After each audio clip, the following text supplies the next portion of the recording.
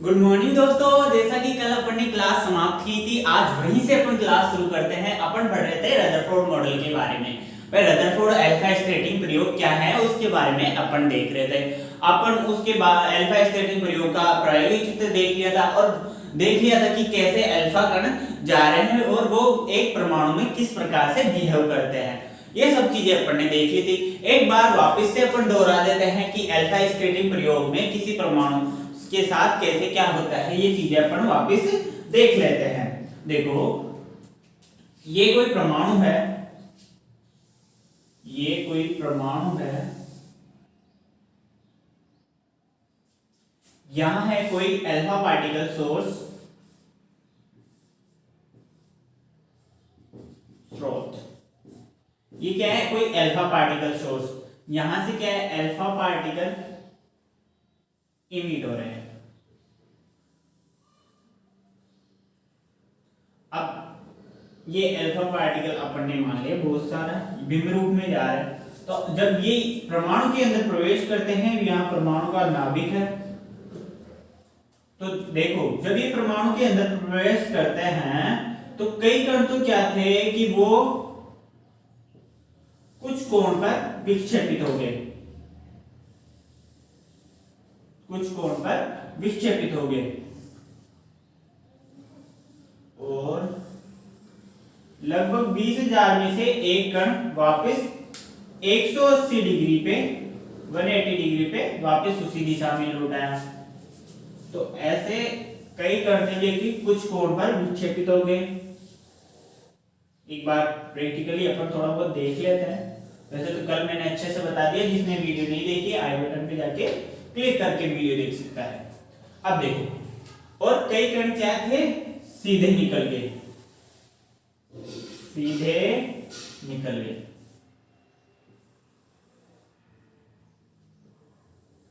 तो ये प्रयोग था रदरफोर्ड का। अब इससे उसने क्या निष्कर्ष निकाले? इससे उसने निष्कर्ष निकाले वो अपन देख रहे थे कल अपनी क्लास में। ये चीज तो मैंने बता दी थी। अब निष्कर्षों पे आते हैं। निष्कर्ष क्या क्या निकले वो सारी चीजें अपन स्टेप बाय स्टेप देखते हैं, तो कोई प्रॉब्लम नहीं होनी चाहिए। अब मैंने ये चीज वापस से रिवाइज करवाई, तो अब देखते हैं क्या निष्कर्ष निकालते हैं रदरफोर्ड भाई साहब। तो ऊपर देखते हैं क्या निष्कर्ष निकाले। तो पहला निष्कर्ष, एक पॉइंट अपन इसको नाम दे देते हैं। पहला निष्कर्ष था कि परमाणु का संपूर्ण द्रव्यमान तथा धनात्मक आवेश कहां पे उपस्थित होता है? परमाणु के केंद्र में। परमाणु का संपूर्ण द्रव्यमान तथा धनात्मक आवेश परमाणु के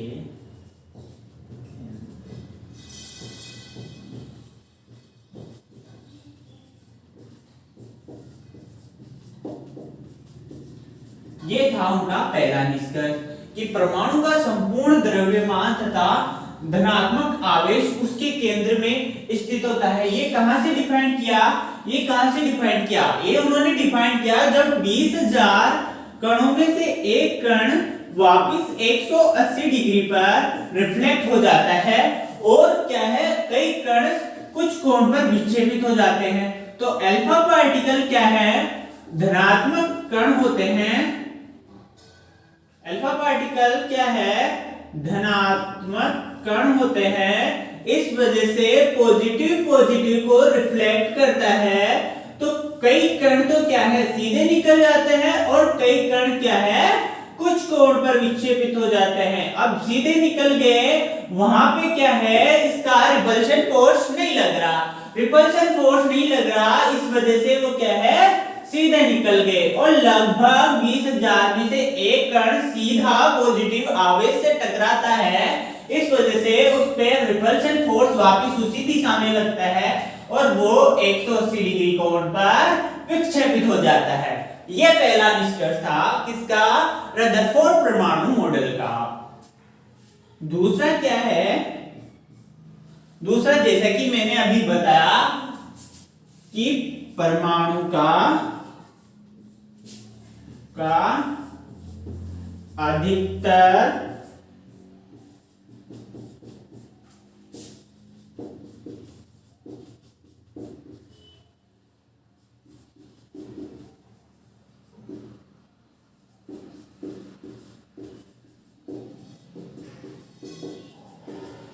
दूसरा जिक्र था कि परमाणु का अधिकतर भाग खोखला होता है, और या फिर यूं कहें परमाणु का अधिकतर भाग क्या होता है, रिक्त होता है। और जो इलेक्ट्रॉन है जो ऋणात्मक आवेश कण है, वो क्या है, परमाणु के चारों तरफ वृत्ताकार कक्षाओं में गति करते हैं, वृत्ताकार कक्षाओं में गति करते हैं, ऐसे ऐसे ऐसे अब ऐसे। अब एक ही इलेक्ट्रॉन है, वो यहां पे गति कर रहा है, कुछ समय बाद वो यहां पे आ जाएगा, कुछ समय पश्चात वो यहां पे आ जाएगा, और कुछ समय पश्चात वो यहां पे आ जाएगा। तो रदरफोर्ड का कहना था कि परमाणु के अंदर इलेक्ट्रॉन वृत्ताकार पथों में गति करते हैं। बात तो ठीक थी, लेकिन यह उन्होंने केवल और केवल हाइड्रोजन एटम के लिए ही वो समझा पाए। हाइड्रोजन एटम के लिए क्या, उन्होंने केवल बस इतना ही बताया, वृत्ताकार पथों में गति करते हैं। एक हाइड्रोजन एलिमेंट के लिए उन्होंने बता दिया। ये चीज बोर्ड ने भी बताई थी, लेकिन बोर्ड ने पूरा कॉन्सेप्ट क्लियर किया था। तो अपन नेक्स्ट में बोर्ड मॉडल पढ़ने वाले हैं, तब इस चीज के बारे में ज्यादा। अब देखो तीसरा पॉइंट है जो रदरफोर्ड ने निष्कर्ष के रूप में बोला, वो क्या था। रदरफोर्ड ने निष्कर्ष के रूप में बोला वो था कि कोई भी परमाणु है वो क्या है, विद्युत उदासीन होता है। विद्युत उदासीन का मतलब कि उसमें पॉजिटिव और नेगेटिव चार्ज संतुलित होते हैं, यानी जितना पॉजिटिव चार्ज है उतना ही नेगेटिव चार्ज है, जितना पॉजिटिव चार्ज है उतना ही नेगेटिव चार्ज है। इसका मतलब हुआ कि परमाणु में प्रोटॉन तथा इलेक्ट्रॉनों की संख्या समान है। क्या है, प्रोटॉन और इलेक्ट्रॉनों की संख्या समान है। अब प्रोटॉन कहां पे उपस्थित होते हैं, नाभिक में उपस्थित होते हैं। कैसे पता लगा, अल्फा स्कैटरिंग प्रयोग से। प्रोटॉन क्या है, धनात्मक आवेशित कण होते हैं, धनात्मक आवेशित कण होते हैं, और जैसे यहां से रिफ्लेक्ट हुआ 180 डिग्री पर, तो उन्होंने निष्कर्ष निकाल लिया कि परमाणु के नाभिक के अंदर प्रोटॉन उपस्थित होते हैं। और इलेक्ट्रॉन क्या है, नाभिक के चारों ओर वृत्ताकार कक्षाओं में गति करते हैं। तो तीसरा निष्कर्ष उनका ये था कि जितने इलेक्ट्रॉन वृत्ताकार कक्षाओं में है, चाहे से ऑर्बिट्स कितनी भी हो, वो ऑर्बिट्स के बारे में अपन बोर के मॉडल में देखेंगे कि ऑर्बिट्स को कैसे डिवाइड किया गया। तो कैसे भी मतलब इलेक्ट्रॉन जितने हैं उतने ही क्या होंगे, प्रोटॉन होंगे। तो तीसरा कथन यह है कि परमाणु विद्युत उदासीन होता है,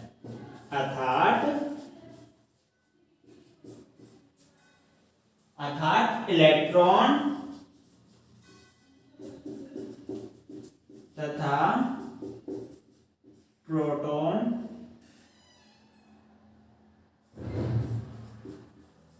की संख्या समान होती है। संख्या समान होती है, इसका मतलब कि जितने इलेक्ट्रॉन होंगे उतने ही क्या होंगे, प्रोटॉन। तो ये था रदरफोर्ड के मॉडल का निष्कर्ष। अब अपन पढ़ेंगे रदरफोर्ड मॉडल की कमियां। क्या कमियां रही, तो पहले आप यदि इनको ड्रॉ करना चाहते हैं तो कर सकते हैं। मैं थोड़ा वेट करता हूं।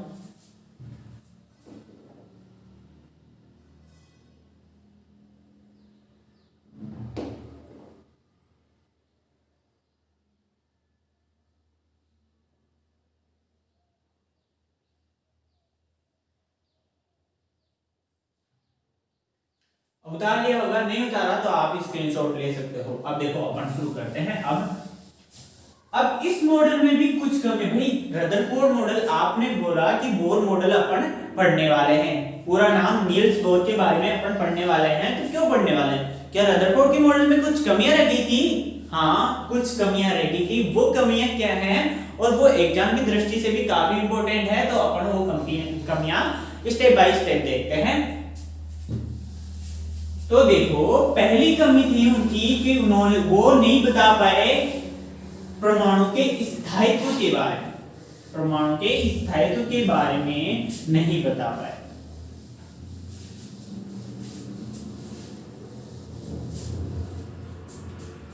फर्स्ट पॉइंट, रदरफोर्ड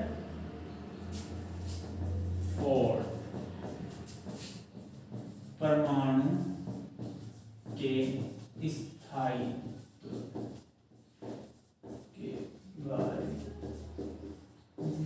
नहीं बता पाए।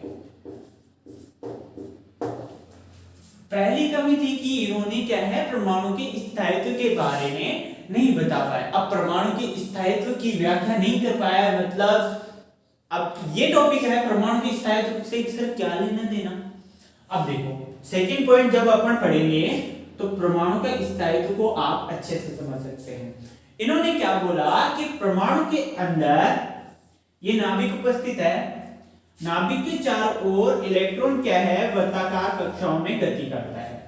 अब वृत्ताकार कक्षाओं में कोई इलेक्ट्रॉन देखो मान लो मोशन कर रहा है, तो वो पहले यहाँ पे होगा, कुछ समय पश्चात वो क्या है यहाँ पे होगा, और कुछ समय पश्चात वो यहाँ पे होगा, और कुछ समय पश्चात वो यहाँ पे होगा। तो इनके अनुसार क्या था, ये क्या बोलते हैं, चार्ज प्लस एक्सीलरेशन।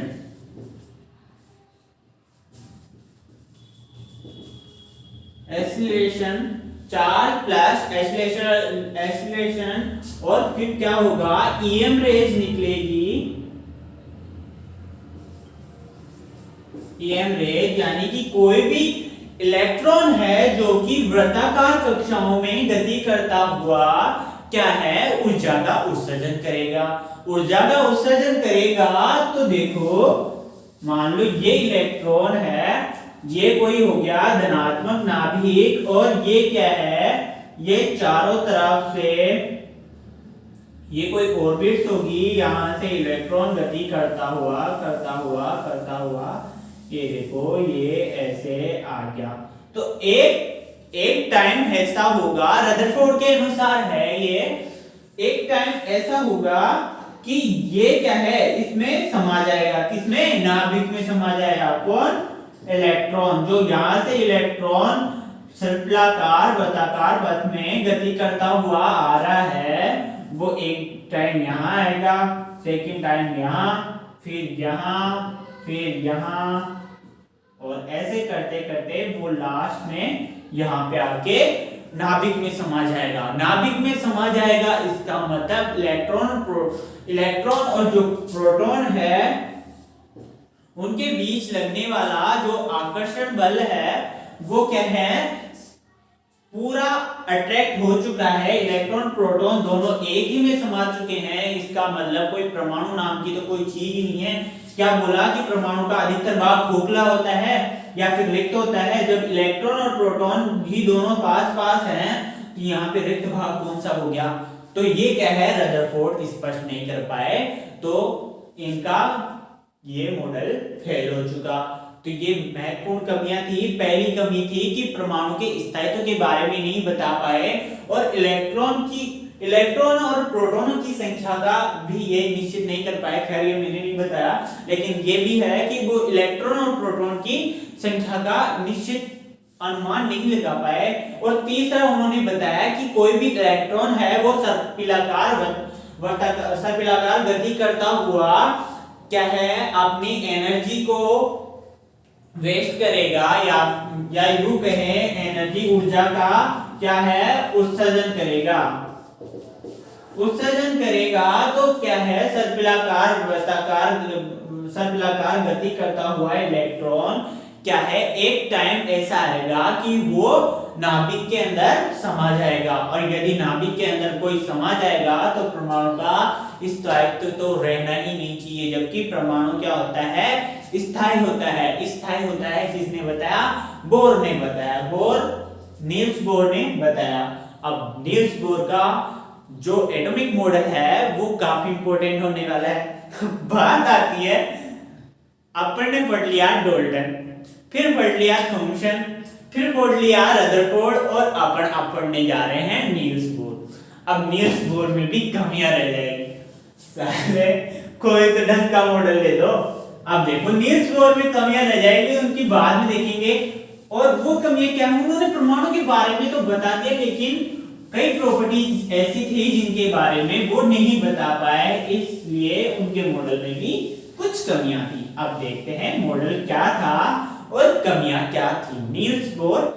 अब देखते हैं नील्स बोर क्या बोलते हैं, क्या उनका कथन होता है, ये सारी चीजें अपन स्टेप बाय स्टेप देखते हैं। क्या नील्स बोर भी रदरफोर्ड की तरह ही थे कि इन्होंने भी कमियां छोड़ी, और ये रदरफोर्ड से अच्छा मॉडल था इनका, तो क्या अच्छा किया इन्होंने, क्या क्या बता दिया रदरफोर्ड से अलग। तो अपना है क्या है, नील्स बोर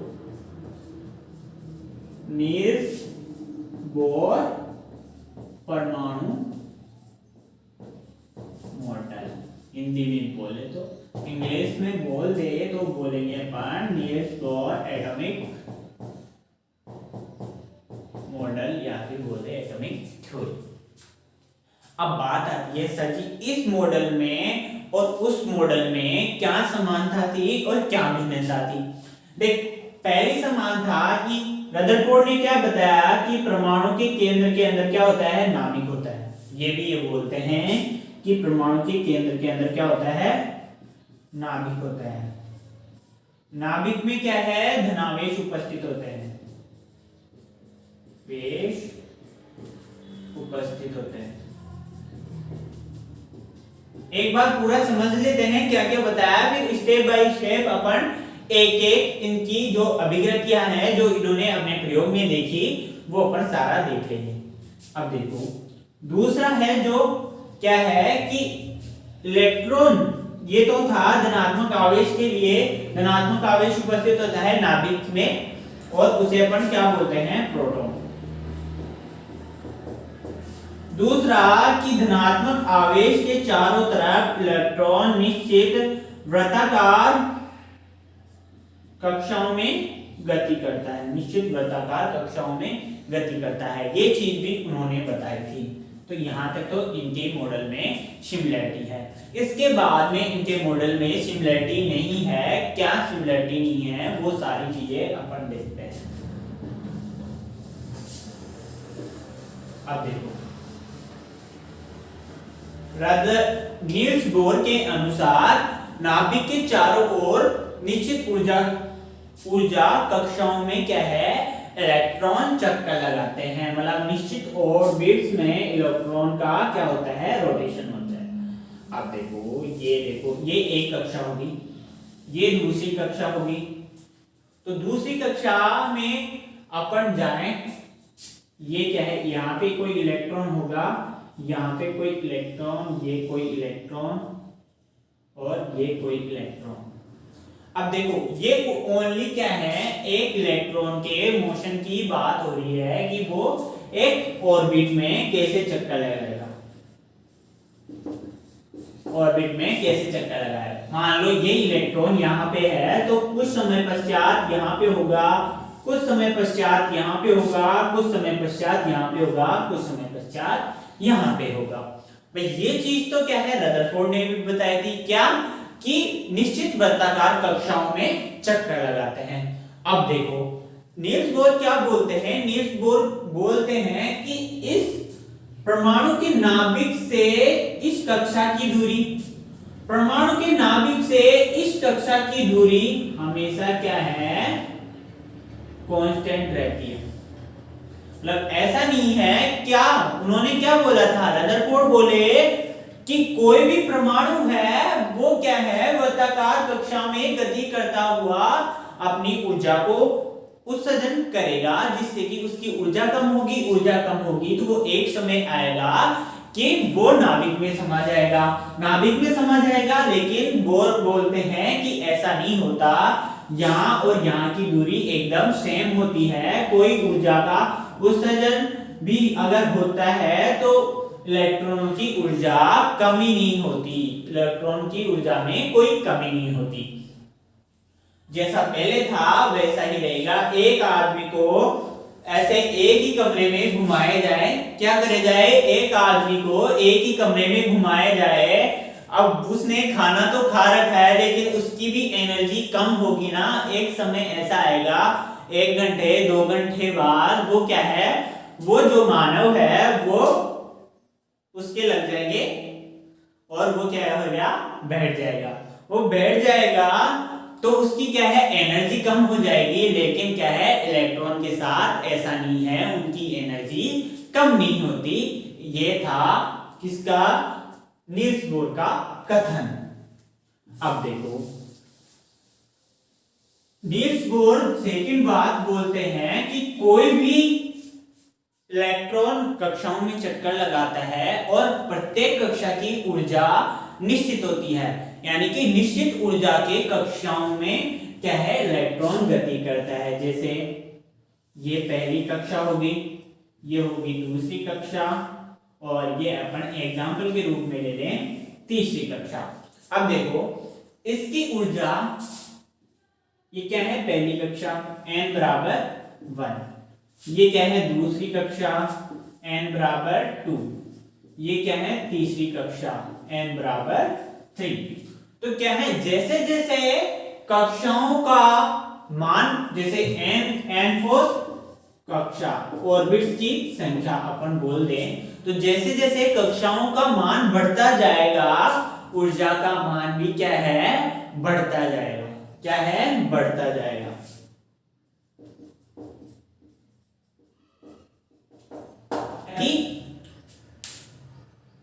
बोर मॉडल में अपने देखा जैसे जैसे क्या है, नाभिक से दूरी बढ़ती जाती है तो ऊर्जा का मान भी बढ़ता जाता है। बोर ने इन कक्षाओं को एक निश्चित नाम दे दिया और बता दिया कि इनमें निश्चित संख्या में इलेक्ट्रॉन भरे जाते हैं। अब देखो कैसे कैसे क्या होता है। देखो मान लो ये क्या है, अपनी पहली कक्षा, ये नाभिक हो गया अपना, ये क्या हो गया पहली कक्षा, ये फिर क्या होगी ये दूसरी कक्षा, फिर ये क्या होगी तीसरी कक्षा, ऐसे धीरे आगे बढ़ती जाएगी। तो क्या है, पहली कक्षा को उन्होंने नाम दिया K, दूसरी कक्षा को L, तीसरी कक्षा को M और चौथी कक्षा को अपन यहाँ पे बना देते हैं N। अब क्या है, जो इलेक्ट्रॉन भरे जाते हैं अपने, अब आपको नेक्स्ट क्लास में पीरियोडिक क्लासिफिकेशन के बारे में बताया जाएगा, तब देखेंगे अपन कैसे क्या भरे जाते हैं इलेक्ट्रॉन और कैसे ये K एलिमेंट का डिसाइड होता है। तो बस यहाँ पे अपन इतना देखते हैं कि K कक्षा जो क्या है, नाभिक के पास है, नाभिक के पास है, यानी कि नाभिक से दूरी कम है तो K कक्षा की ऊर्जा सबसे कम। फिर उसके बाद में K से अधिक L की, फिर इससे अधिक M की, फिर सबसे अधिक किसकी, N की। तो ये बोर मॉडल बता चुके हैं। अब बोर मॉडल दूसरी बात ये कहते हैं, कोई भी क्या है इलेक्ट्रॉन की बात होती है, कोई भी इलेक्ट्रॉन जब क्या है उच्च ऊर्जा कक्षा से निम्न ऊर्जा कक्षा में आता है। क्या होता है, कोई भी इलेक्ट्रॉन जब उच्च ऊर्जा कक्षा से निम्न ऊर्जा कक्षा में आता है तो क्या होता है, ऊर्जा का उत्सर्जन होता है। उत्सर्जन यानी कि ऊर्जा का इमिट होता है, यानी कि जैसे यहां से कोई इलेक्ट्रॉन है वो इस कक्षा से इस कक्षा में प्रवेश करेगा तो यहां से यहां आने के लिए उसको क्या है, ऊर्जा उत्सर्जित करनी होगी, ऊर्जा उत्सर्जित करनी होगी। तो एक कॉन्सेप्ट है वो मैं आगे बताता हूं, लेकिन उससे पहले एक दूसरी चीज और देख लेते हैं। मैंने ये ऑर्बिट बना दी फर्स्ट ऑर्बिट और ये बना दी सेकंड ऑर्बिट। अब इसमें तो क्या है, उच्च ऊर्जा से निम्न ऊर्जा कक्षक में आएगा तो ऊर्जा का उत्सर्जन होगा।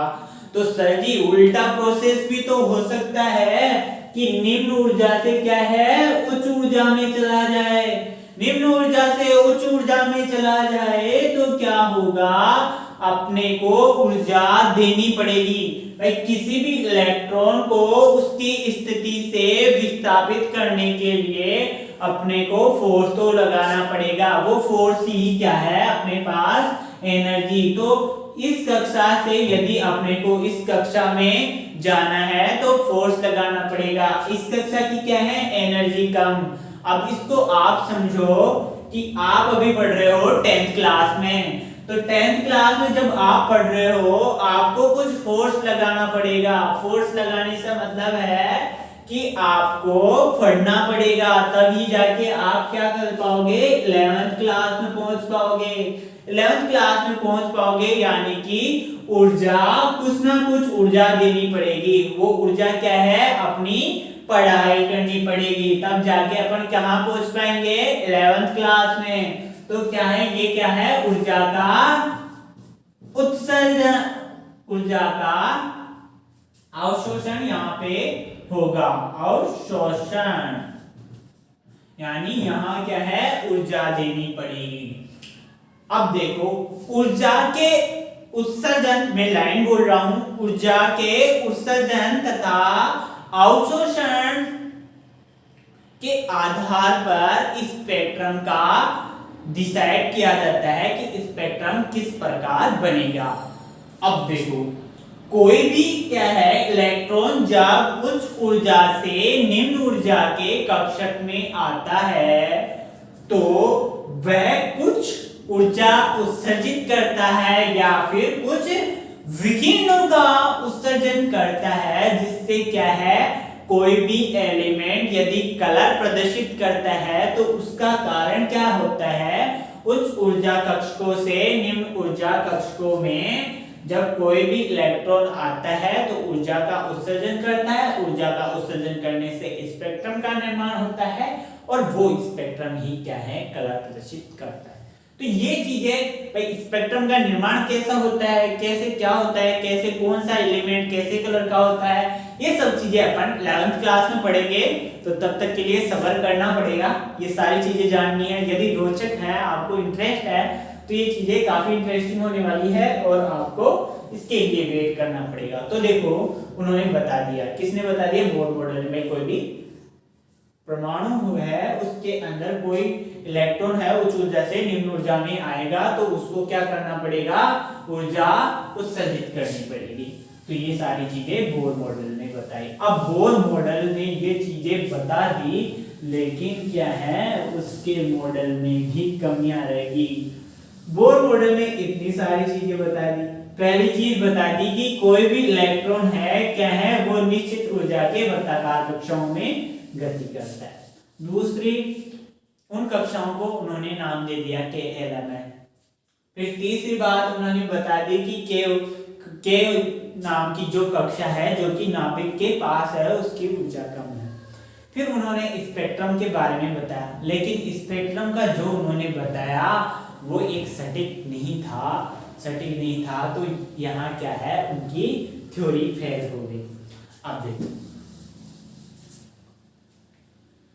अब देखो जो क्या है कि ये अपने कौन थे, बोर मॉडल जब अपने देखा तो अपन को कोई चीजें नहीं जानने को मिली। भाई इलेक्ट्रॉन क्या है निश्चित ऊर्जा कक्षाओं में चक्कर लगाता है, उन कक्षाओं के मध्य दूरी का मान हमेशा सेम रहता है, इलेक्ट्रॉन उन कक्षाओं में गति करता हुआ अपनी ऊर्जा का ह्रास नहीं करता है जिससे कि वो नाभिक में नहीं गिर सकता। अब देखो अब इस सिद्धांत की भी कुछ कमियां रह गई थी, अब उन कमियों के बारे में देखते हैं। तो पहली कमी इनकी थी कि ये नहीं बता पाए कि स्पेक्ट्रम का सही और सटीक आंसर, ये थ्योरी है जो नहीं दे पाई। क्या नहीं दे पाई, स्पेक्ट्रम का बनना, ये सिद्धांत अच्छे से नहीं समझा पाया। दूसरी जो इनकी कमी थी इनकी कमी थी कि ये क्या है, अधिक इलेक्ट्रॉन, जैसे ये कोई ऑर्बिट है, इसमें एक इलेक्ट्रॉन है, दो इलेक्ट्रॉन है, तो एक दो के लिए मतलब छोटे ऑर्बिट्स के लिए तो ये सिद्धांत अच्छे से लागू होता है, लेकिन जो बड़े ऑर्बिट्स हैं उनके लिए ये सिद्धांत फेल हो गया। ये सिद्धांत फेल हो गया, तो अब देखो बड़े ऑर्बिट्स के लिए ये सिद्धांत फेल हो गया, तो सर जी सारे कमियां निकली जा रही है। अब देखो इसमें भी कमी निकल गई, अब इसको दूर कौन करेगा, इसको दूर करेगा हाइजेनबर्ग। अब हाइजेनबर्ग कौन है सर जी, हमने तो नाम ही पहली बार सुना है, तो आप जब 11th क्लास में जाओगे तो आपको ये नाम सुनने को मिलेगा और वहां जाके आपके सारे कॉन्सेप्ट क्लियर हो जाएंगे। अभी आपको याद रखना है, याद रख सकते हो वैसे आपके कोर्स में पूछने से तो रहा, लेकिन यदि आपको याद रखना है कि बोर मॉडल की कमियों को दूर कौन करा, तो हाइजेनबर्ग थे, वो क्या है बोर मॉडल की कमियों को दूर किया। तो हाइजेनबर्ग देखो del H dot del P बराबर H अपॉन 4 पाई, इनका कथन ये था। अब ये क्या है, ये जितने भी बड़े हैं, बड़े ऑर्बिट हैं, उनके लिए ये लागू होता है, ये लागू होता है बड़े ऑर्बिट्स के लिए, ये ऐसा था। अब बड़े ऑर्बिट्स का अपने को मालूम करना है कि उनमें इलेक्ट्रॉनों की संख्या कैसे है, कैसे उनका स्पेक्ट्रम होता है, तो अपन ये हाइजेनबर्ग की जो कसौटी है या फिर बोल्ट्ज सिद्धांत है उससे मालूम कर सकते हैं। तो ये थी कुछ कमियां, और अगर इनमें कुछ प्रॉब्लम है तो आप कमेंट में अपना रिप्लाई दे, अपन कल की क्लास में तो देखो ये था क्या है बोर का मॉडल।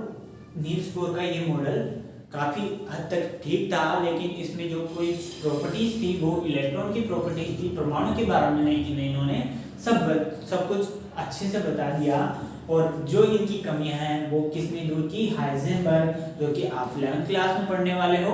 और ये क्या है, स्पेक्ट्रम के बारे में नहीं समझा पाए, पहली कमी। दूसरी कमी ये क्या है, बड़े परमाणु के लिए इनका कुछ कथन नहीं था, और छोटे परमाणु के लिए अच्छे से सब कुछ इन्होंने ड्राइव कर दिया।